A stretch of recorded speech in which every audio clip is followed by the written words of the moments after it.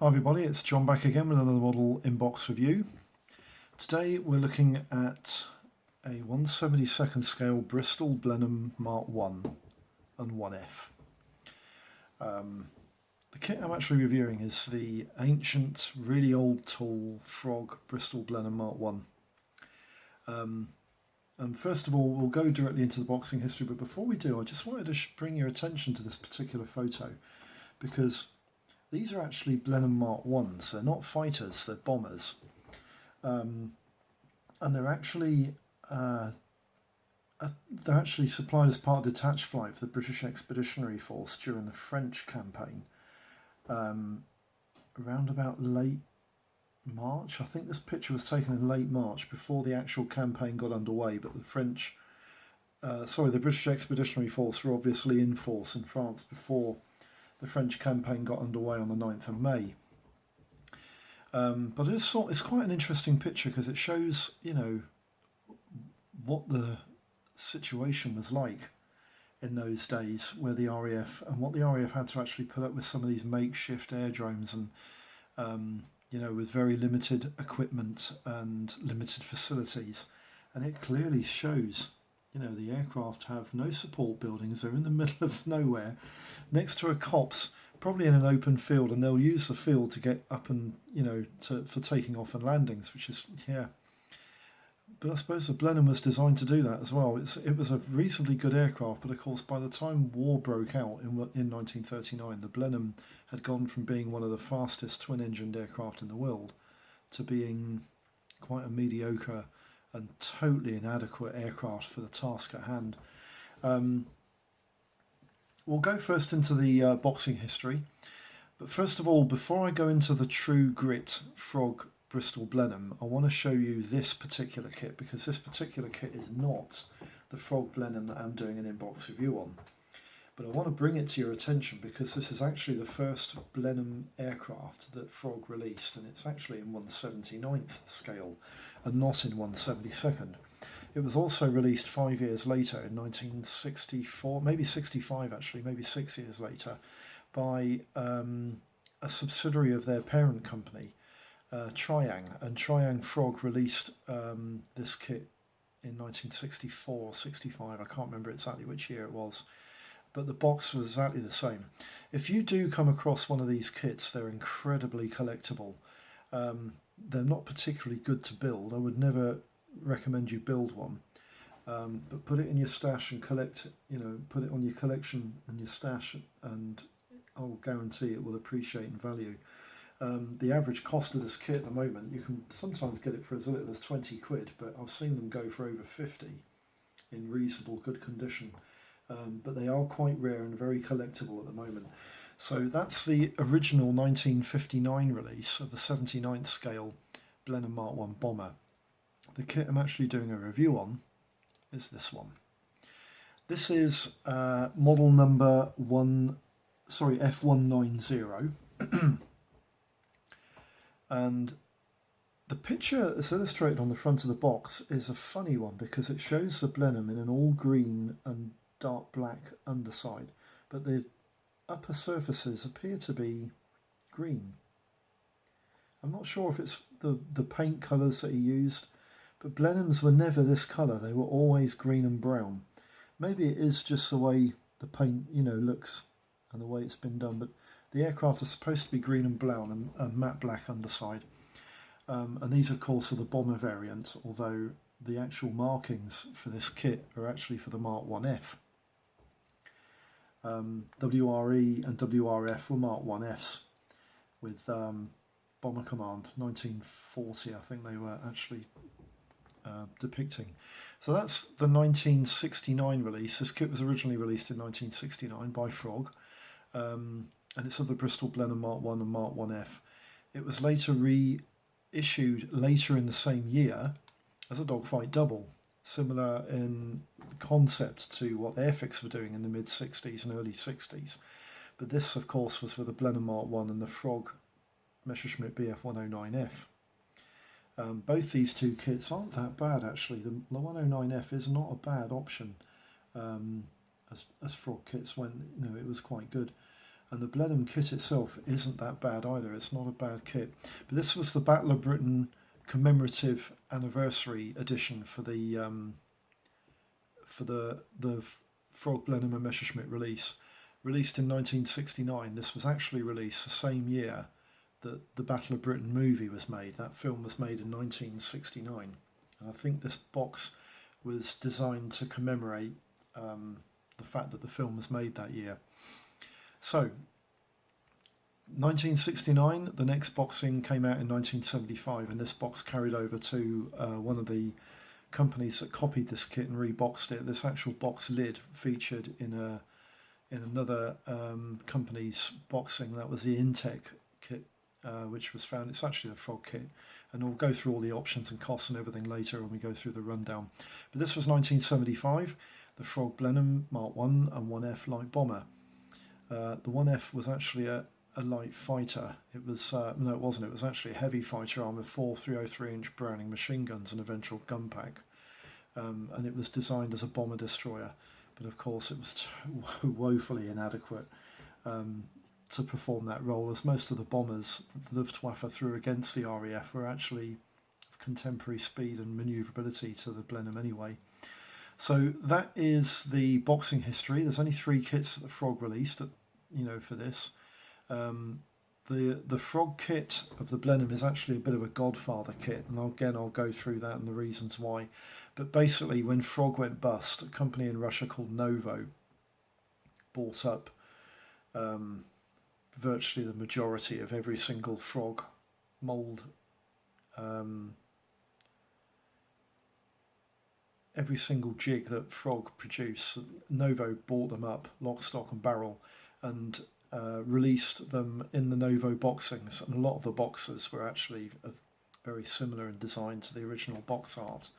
But when Novo went bust, there were an awful lot of Russian companies that cashed in on these cheap moulds that were going up for sale, and companies like Intec and Kometic and Donetsk Toy Factory,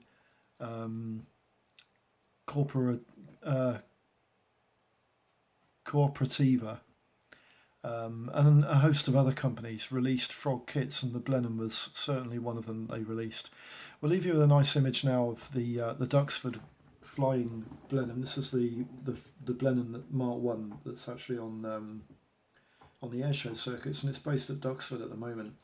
And as far as I know, it's the sole Mark 1 Blenheim that's in flying condition anywhere in Western Europe. I don't know if there's any in Australia or America, but this is certainly the only one that's in Western Europe. What I want to quickly do now is just pan the camera down very quickly to show you the kit that we're actually doing the inbox review on, and bring that down a little bit. There we go. There we go. Just turn the box around so you can have a look at it. This is basically the box we're looking at. This is the Frog. Sorry, there's a little bit of a shadow. I'll tell you what, let's see if I can get rid of that shadow for you a little bit. I might be able to. I'm not 100% sure. I'm trying to...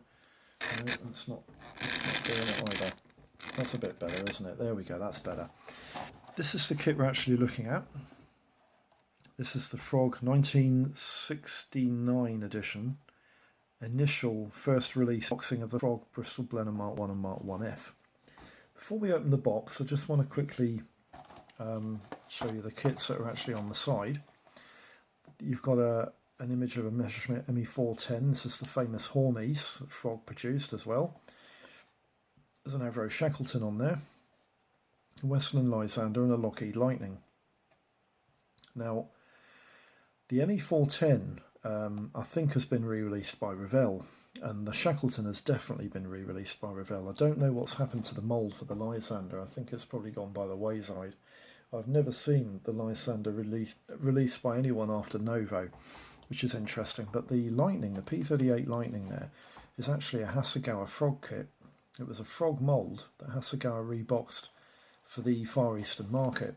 And there it is featured on the side of the box. It's quite nice. And on the back of the box, you've got the paint guide in full colours.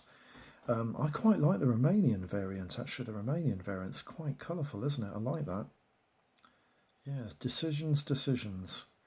When I got this kit out of my stash and decided I was going to build this, I said to myself, I'm definitely going to build the REF one, but that Romanion kit is quite nice.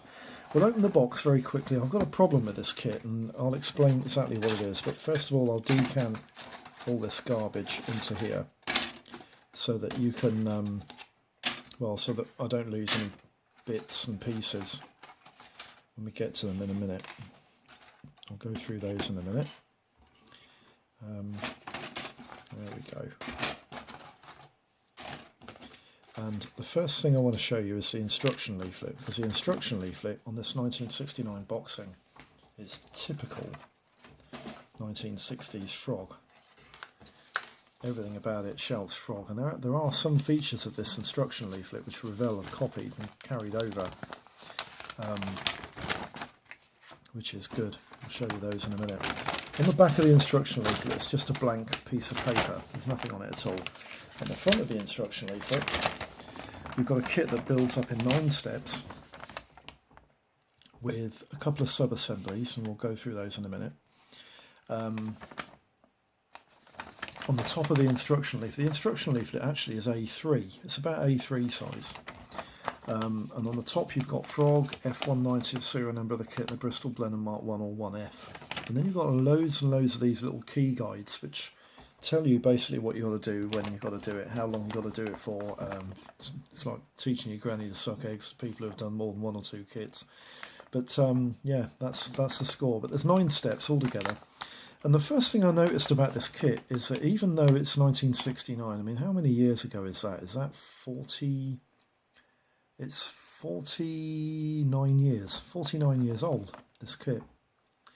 Yeah, that's quite a few years old. It's nearly 50 years old, this mould. It's actually quite detailed. Its interior is quite detailed. In section 1 you've got 2 pilots and a joystick, and there's actually a floor pan and a seat for both the navigator and the pilot. Section 2 you've got another crew member, the gunner, who sits on a rotating turret ring, and the glazing section for the mid-upper turret is fitted above him. And then on top of the glazing unit you fit the Lewis machine gun. And then in section 3 you've got, section 3 and 4 actually, you've got 3 different options to choose from. The first option is the type of landing gear, and the ski options, the skis build together in 2 halves and then they clip into the 2 different sections of the ski struts there, and then those parts will glue into the underside of the aperture here. You can see the 4 holes there. Can you see the 4 holes on the plan? That's actually the 4 holes for the skids, and they'll fit into that section there, and there'll be a fixed undercarriage, but the skid will actually move inside the struts. And the second option is to have wheeled undercarriage. And with the wheeled undercarriage you have an option of whether you want the undercarriage to be lowered or raised. And in the raised position you admit part 14 from both sides of the undercarriage assembly, and then you fit part 13 into that wheel recess in the lower half of the wing there, and hold the undercarriage legs in place with the undercarriage wheel in place and everything else, and that's how you have either lowered or raised undercarriage on this kit. Section 5 you're building the 2 radial engines. Interesting, and I quite like this idea of how you build the engine with the propeller and the spinner retainer in one sub-assembly, and then you paint everything up, and then you would assemble the cowlings around the engine, and it clearly shows you there in the instruction leaflet, you know, so it's quite well thought out. And then in section 6 you put the wing halves together, and then you assemble the 2 engine cowlings and engine sub-assemblies to the front aperture on the wing there. Section 7 you put the fuselage halves together with all the interior parts, and part 29 you can see the instrument panel on part 29 there. Well, I've actually got that missing on this kit, so I'm going to have to fabricate myself one, but it shouldn't be that hard. You know, it shouldn't be that difficult at all. And in section 7 you've also got a clear indication of how to fit the stand into this model. Now I won't be using the stand on this kit, but what I tend to do with these old kits that have stands in them is I take them out, keep them separated and pack them up and sell them. They're quite collectible, and people who have old kits that they're building, they should consider selling the stands and the instruction leaflets because they're quite collectible. A lot of people out there are looking for like spares in instruction leaflets and stands to complete their kit. And they're quite collectible. They're quite, they don't go for huge amounts of money, but that's not the reason why I sell them. I sell them because it completes people's models when they have bits missing.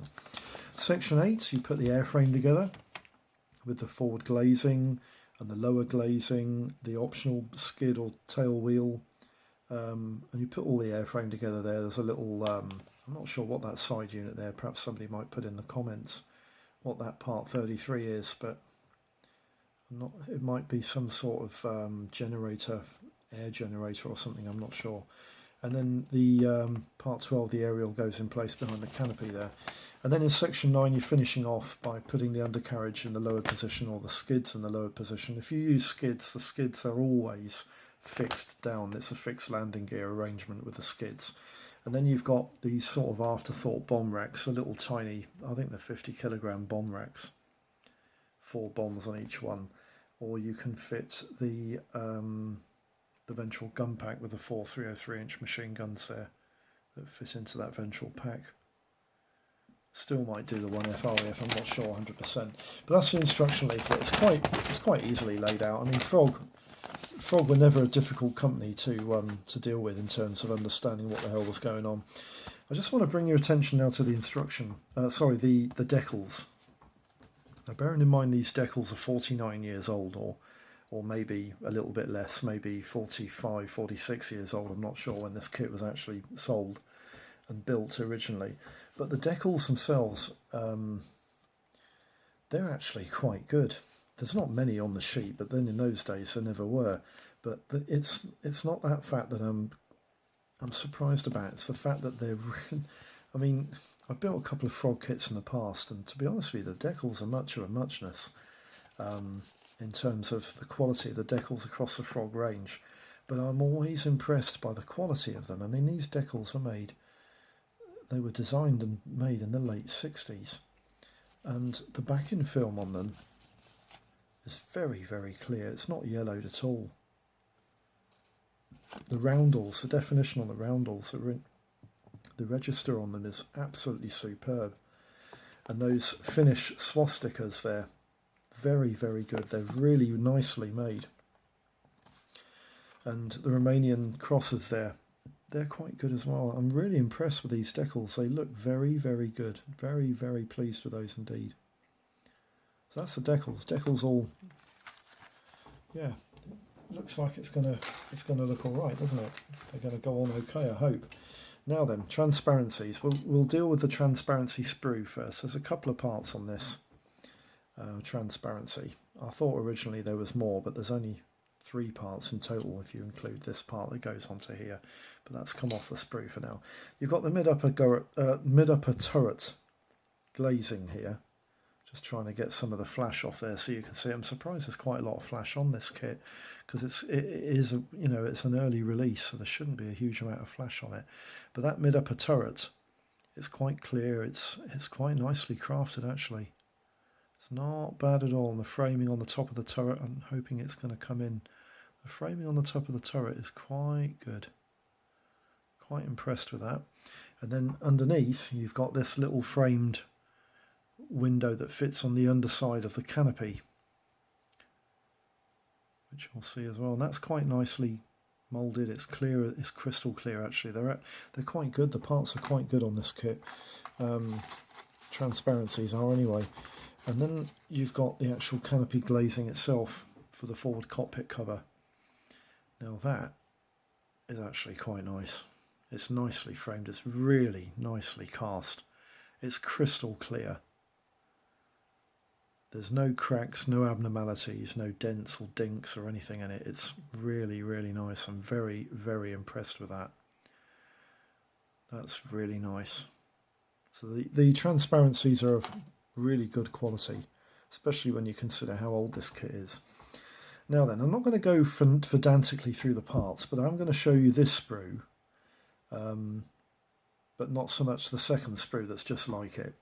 But I want to go through basically some of the parts on here. You've got a really nice radial engine part there that's actually lovely crafted. A little bit of flash on it, but I'm never really have a problem with flash. It just, to me, it just means that the part's been properly cast and it's never going to be short. Propeller's nicely moulded as well. The spinner boss is quite nicely done. Yep, that's quite nice. Now then, the wheels. The wheels have got a little bit of detail on them, which I was quite surprised about. I'll turn it over so you can see a little bit of detail on them. A little bit of like little wheel nut flashes or something, but they're quite nicely moulded, and again they're really crystal clear. The parts on these frog kits tend to be quite clear. There's the undercarriage struts. The undercarriage struts are really nicely moulded as well. The inside of the engine engine cowlings there, nothing to write home about. When you turn them over, they're quite nice, aren't they? Now, the one thing I do want to say is that these cowlings are probably the most detailed part of the kit, because the rest of the airframe is pretty void of detail, as you'll see in a minute when I show you the parts. But that's the first sprue. I'll just take the fourth sprue out of the equation because it's basically exactly the same as what you've just seen, and you won't need to see both the fuselage halves or both of the wings. But I'll show you everything else that we've got here. We've got the stand on this one and the Finnish skis fitments that go onto the ski struts that form the Finnish Air Force landing gear, and that's fixed as well. And the stand on this kit is actually quite big, isn't it? And that part, I'm going to keep that part on sprue and sell it as it is. But that's quite a nice, it's quite a big serious stand. I quite like that. And then you've got this sprue. Now this sprue is quite nice as well. Got a couple of tail planes on the back. And when I was saying to you that there's not an awful lot of detail on the airframe, it's pretty regimental of what the rest of the airframe is like. You've got the turret base there, and there's 3 crew members. Frog pilots and crew members were never brilliant, I'll be honest with you. They were often very ape-like in appearance, and these are no exception. They're quite monkey-like. They actually look like they're going to the toilet. Look like they're going to do a number 2, don't they? Not much detail on the back of them either. There are a few struts, and there's a Mae West there. That's not so bad, I suppose. And then you've got an interior floor pan, which comprises a seat for the pilot and the navigator seat, which is just above the seat there on a little tiny spindle. That's not a tab, that's actually the navigator seat. And then you've got a couple of parts there. I think they're the retainers for the propellers. They're the ski struts on the top. That's a joystick for the interior pilot floor pan. It's quite nicely moulded too. And then further up here you've got the ventral gun bay and the guns that fit into it. And then you've got the tail wheel and the tail skid, which are quite nicely moulded as well. They're quite nice, aren't they? And a couple of bits and bobs. And then you've got those 2 bomb racks. I think they're 50 kilogram bombs, or 50 pound bombs it would have been actually in the RAF. They wouldn't have used kilograms as a weight measure, would they? And this part here, this is the missing instrument panel, which I've had to scrap make a piece of sprue for to actually get it to produce an instrument panel for me there. So hopefully that will go quite well. Now then, there's the part that I'm actually going to use for the instrument panel. Just going to cut it to shape and then fit it inside the fuselage. Shouldn't be an issue really. Before I show you the fuselage, I just want to show you the wings. I'll put them together. Frog kits on the whole, they do fit together quite well. They don't tend to have that many problems with fitting together and whatnot. And this kit, I've looked at some of the inbox reviews and some of the build reviews that some of the professional modelers have done, and they're not showing that there's any issues and problems with this kit and its fit. But as you can see, there is a faint raised panel line, or a set of panel lines on that wing, but that's about it. There's no rivets. This fabric covered aileron, it's okay, but it's nothing to write home about, and it's the same underneath. Again, there's not a lot of detail there. The kit is pretty smooth, isn't it? And I'm pretty sure the real Blenheim wasn't like that. Pretty sure the real Blenheim had some rivets here and there. And it was made of metal after all.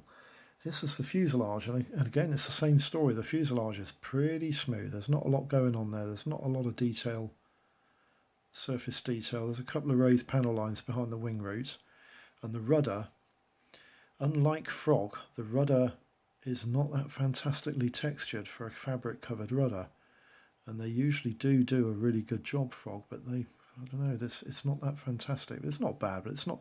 The surface detail on this kit is pretty non-existent. Yeah, interesting. At least I won't have to sand any rivets down. Something, I suppose. So we put the box lid back on there. That's the in-box review and the pictures and you know, the plastic covered and everything. What I want to do now is just quickly run through the information and the rundown on the kit, so that you've got an idea of, you know, what options are out there and details on the kit itself. The model itself is of the Frog Bristol Blenheim Mark 1 and Mark 1F. It's moulded in 1/72nd scale and has a release date of 1969 with serial number F190. There are decals for 3 versions: a Mark 1 bomber variant from the Romanion Air Force, a Mark 1 bomber variant from the 1st Finnish Air Force circa 1939, and a Mark 1F fighter of 248 Squadron RAF Hendon in 1940. The dimensions of the kit are approximately 6.5 inches long by 9.25 inches span, and it sits about 1.5 inches high on its undercarriage. The kit comprises 56 grey plastic parts on 4 sprues and 3 clear plastic parts on 1 sprue, totaling 59 parts in total. There are a number of options, and the costs, I've gone through the costs quite carefully and tried to reflect what some of these kits go for. In 144 scale, there's a company called Peters Planes Limited, and they produce a full resin kit of the Blenheim Mark 1 bomber. It's not particularly well detailed, and it doesn't have that many parts, but it is quite accurate, and apparently when they're painted up, they're quite nice. The kits retail for about £15 to £20, but I have seen some of them go for about £25 to £26. But the average cost is £15 to £25. Obviously, you've got the Frog original rendition in 1/79th scale of the Blenheim Mark 1 bomber, which retails for anything between £20 and £40 usually, but I have seen some really good examples go for in excess of £50. And also Triang Frog Blenheim Mark 1 bomber, that retails for between £30 and £40. The thing that I also forgot to mention about this is that Frog is actually owned by a company called Rovex, and Rovex Industries merged with Triang in the mid-1960s, and that's why the Triang Frog label went on the Blenheim kit in 1964, I believe. But the original release on the original Blenheim was 1959. 1/72nd gives you the most options for this kit, but most of them are just reboxed Frog kits, and I will explain to you what they are. Standalone models, you have the Airfix New Tool Blenheim Mark 1 bomber, which retails for £10 to £33, and the Airfix Bristol Blenheim Mark 1 F fighter, which retails between £9 and £37. The lower range kits are for second-hand kits that I've seen sell on eBay. The upper range prices are actually the retail prices of the kit. Yes, the retail price for the Airfix Blenheim Mark 1 is about £30, and the Blenheim Mark 1F is about £34.99. Then you have a standalone kit of the original. A standalone kit by MPM of the Blenheim Mark 1 bomber, and that kit retails for about £6 to £27. And then the Frog kit itself, which we're looking at here, that kit can retail for anything as little as £6 and up to £20, depending on how good the condition of the kit is.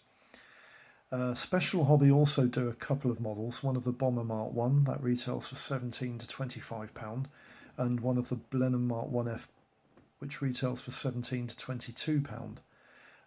The rest of the options in 72nd scale are actually reboxed Frog kits, and they're as follows. Air Moulds do a Blenheim Mark 1 and 1F for £7 to £20.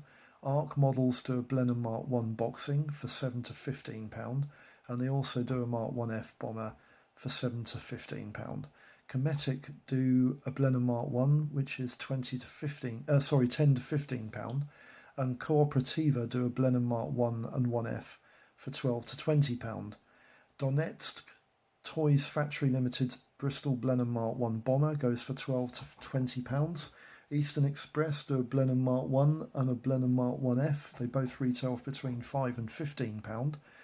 Hasegawa Frog do a Blenheim Mark 1 or 1F, which is just a frog kit, which is £7 to £22. And Intec do the Blenheim Mark 1 to Mark 1F, which is £5 to £20. Hobby Model do a bag kit version with the frog sprues in it of the Blenheim Mark 1 Bomber for £8 to £15. And Novo, of course, who bought all the frog moulds, do a Blenheim Mark 1 and 1F for about £5 to £15. Revell do the Blenheim Mark 1 and 1F, but it's just the reboxed frog kit, which goes for £10 to £15, and the ZTS Plastiques Blenheim Mark 1 and Mark 1F goes for £7 to £15. You can also get Bristol Blenheims in 1/48. The Airfix kit new tool release Bristol Blenheim Mark 1F goes for 15 to 37 quid. The retail price of the Bristol Blenheim Mark 1F 48 scale is about £35.99. And the classic Airframes Blenheim Mark 1 and the classic Airframes Blenheim Mark 1 and 1F kits, the Mark 1 Bomber is just the Mark 1F sprues with different decals. These kits go for £25 to £48 in the case of the Blenheim Bomber Mark 1, and in the Blenheim Bomber Mark 1 and 1F variant it goes for 25 to 38 quid. There is a lot of hoo-ha going on at the moment as to which is the best option to go for if you want the best results. In 72nd scale there's absolutely no competition. The new tool Blenheim Mark 1s, Blenheim Mark 1Fs, which of course share the sprues with the Blenheim Mark 4 boxing, are probably the best 72nd scale models of the Blenheim ever made.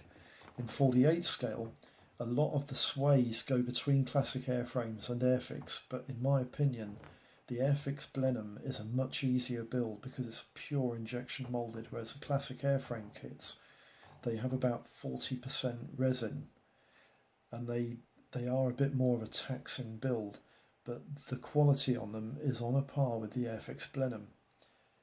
But of course they can sometimes be cheaper or more expensive. Both kits sway, but if you can get a kit on eBay, say of the Blenheim 48 scale for 15 quid, you're doing pretty well, but I have seen them sell for that. Conclusions.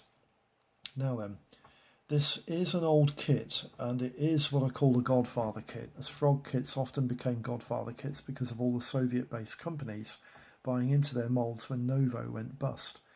The kit, as old kits go, isn't really that bad, and it's quite a detailed interior for 1969 standards. But its bland surface detail and the few raised panel lines belie this kit's age. But it suffers from no fit issues, as with most frog kits they do fit together quite well. It should be an enjoyable build, and the Soviet issue kits will be the same, but when you buy a Novo kit, and I've not found this problem with any of the other Russian offerings or boxings, if you buy a Novo kit, you do have to watch for decal disintegration problems when buying this Soviet branded model. For some reason, I've never built a Novo kit where I've been able to use the decals at all. They've just disintegrated as soon as you put them in water. As soon as you touch them with a brush or your finger, they just go into a million bits all over the water source. The frog kit is a cheap kit, and it's recommended by me as such. But if you wanted a really nice Blenheim, again, opt for the new tool Airfix babies. They're really, really nice. Yeah, I hope this video's been of some use. I hope if you're thinking of a Blenheim, I hope it's given you some ideas. The frog kit, in my opinion, it isn't a bad option in terms of the fact that you can get it for as little as 5 or 10 quid. Which is, you can't sniff at that. It's quite good, and there aren't that many different options. There's only really 4 different options in 72nd scale that will produce a different build apart from the frog kit. So If there are any questions, any comments, feel free to put them in the comments box. If you like what you see and you haven't subscribed, subscribe and check out some of my other videos. You might find them quite interesting. And for all you guys out there that are working on projects, I hope they go really smooth. And I'll see you for the next video when the next one comes out. Bye bye for now, lads. Bye bye.